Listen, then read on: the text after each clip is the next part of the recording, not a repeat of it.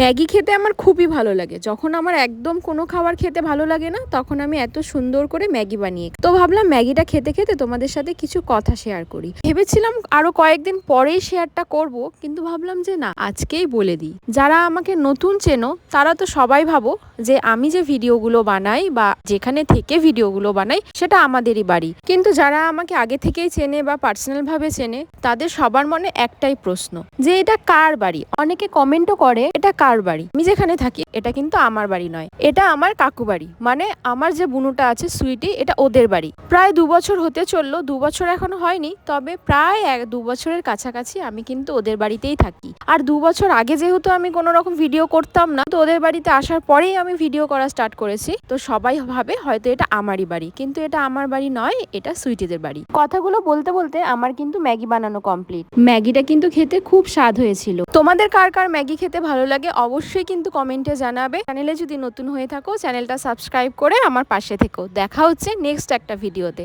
ততক্ষণের জন্য টাটা।